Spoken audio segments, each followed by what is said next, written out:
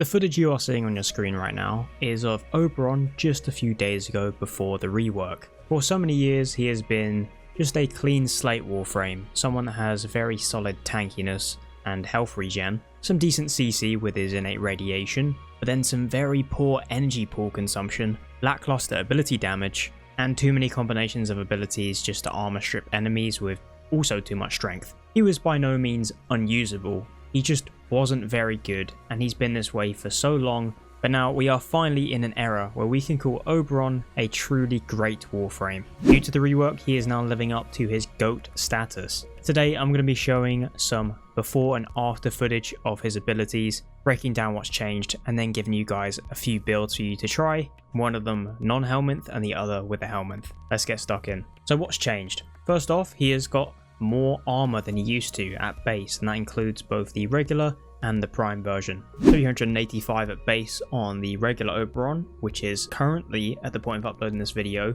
available for free just from logging on, and then the prime has 450 base. There's not too much to speak on in terms of the previous passive he used to have. I also have no footage of it because it was basically impossible to see in game. Oberon used to give his pets a longer bleed out timer, and that was it. But now he has a whole new passive, and it's one of the best in the game. Picking up either health or universal orbs off the ground generates Righteous Negation. Righteous Negation are charges for both Oberon and his allies within affinity radius. These charges act much like Revenant's Mesmer skin, basically making you invulnerable for a second, and you can have up to 3 at one time. If you're getting ripped into by enemies, these will protect you for a few seconds. Basically just a mini version of Mesmer skin from Revenant put into your passive for you and your allies. It may seem like not too effective at first, but there are a multitude of ways in which you can increase the amount of orbs that are dropping and the rate, so you can constantly refresh this and basically be immortal. We'll get into that later with the builds. What Smite used to do was hit one target for a very small amount of damage,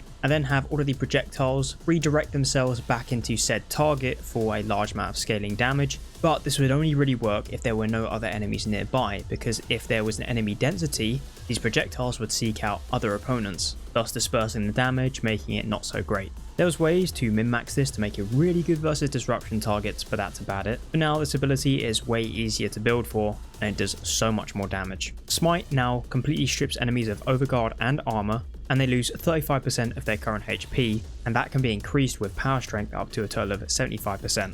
And enemies nearby are also dealt 10% of the damage that the projectile did. So the best way to maximize your DPS is to pick on a target that has a large amount of Overguard or HP. Pretty much just focus the Xmas units and then spam Smite on them, and any targets with much lower HP are going to get insta-nuked. This skill is way stronger now. It's no longer just a single target niche use for disruption missions. It can be spammed and nuke multiple hordes at one time, and we've got a build focusing on this later. Hallowed Ground before had very slow tick damage, granted you and your allies status immunity when standing on it, which it has retained. It will give you an armor bonus if you stood on it with Reckoning active, but also it had a synergy with your 4th ability, which is now gone, thankfully, because in order to strip armor with your 4th skill, you had to be standing on a hallowed ground with said enemies. Hallowed Ground now casts in a 360-degree radius around you instead of a cone AoE in front of you. Radiation damage is now guaranteed per tick, and it ticks faster. Instead of gaining the armor buff from renewal when you cast on Hallowed Ground, instead the healing from your 3rd skill will be buffed when standing on Hallowed Ground, but once you step off of it, it will remove that buff. And outside of that, really nothing has changed. It sounds like a really questionable set of buffs, but it still has good synergy with your other skills, especially your 4th, which we'll get into soon. The old version of Renewal used to cost energy per ally it was attached to. This is no longer the case, instead it is just a flat energy drain based on you casting on yourself. Makes it way more sustainable. It's now also based in affinity range as well. This will of course heal you and your allies over time. Instead of getting the armor buff from standing on hallowed ground, it will now come with this armor bonus at base, and this armor bonus is increased for your teammates as well. So for example, if Oberon himself gets 450 armor from renewal, your allies are going to get 900. And then like I said before, if you stand on hallowed ground with renewal active, you will increase the health regen. This also applies to your allies, and a couple of other niche buffs to do with this ability. The augment now has a 60-second cooldown instead of 90, but I wouldn't really recommend using that because of his new passive, and you can no longer stack renewals on top of each other with allies. And finally, your 4th ability, Reckoning. Previously, it was just a big slam that did radiation damage and could strip armor if you did a couple of casts of it with enemies on top of hallowed ground. This is very energy inefficient. Now you can just strip armor with one cast if you meet that strength threshold, and you don't need hallowed ground to strip that armor anymore. In addition to this, the damage that is done also scales based on how many radiation procs are on said enemies. So per stack of radiation on enemies, the damage will go from 625 to 750, and if the enemies are covered in 10 stacks total, your damage is pretty much doubled. Oberon also receives 10 armor per hit, capped at a bonus 1000 for 30 seconds. The cap of 1000 doesn't scale with mods, but the duration does. And enemies affected by radiation give an additional 5 armor per hit. Surviving enemies have 50% of their armor removed, but with the amount of strength you're going to rock on Oberon, you're probably going to 100% strip all of them anyway. And the big kicker here that ties in really well with your passive, all enemies hit by the skill have a 50% chance of dropping a health orb upon death. And it doesn't matter whether you've killed them with Reckoning or not. Perceive them as sort of marked by the 4. It no longer blinds enemies, but this was a useless mechanic anyway. And the casting speed is slightly faster. So what does the new kit achieve? When combining everything together, you have far more survivability. You and your allies still have that health regen over time, but it's way more efficient on the energy pool, and you can get even more armor for your allies as well. It's really great for team support, but at the same time, you and your team having that passive of a constant Revenant Mesmer skin, and it's easy to keep up if you use something like Equilibrium and then mash your 4, which is going to be stripping enemies armor, doing a bunch of damage, and you can also spam your first skill, which is going to spread that radiation again, and if you're prioritizing Xmas units, it's going to be nuking hordes of enemies, especially ones that you have stripped with the 4. Everything synergizes together now. That's just the base description of how it works well together. When we look at how to build this frame, we can take things to a whole new level. First, I want to cover a build which is just using its base kit, hence why you're seeing the gameplay in the background. I love it when we get a rework that makes the whole kit useful and not require a Helminth, and this is just one of those. And the way I'm opting to build is also quite versatile. You can switch and move certain things, especially when it comes to the arcanes. That's primarily because both Renewal and Hallowed Ground are now really good subsume options,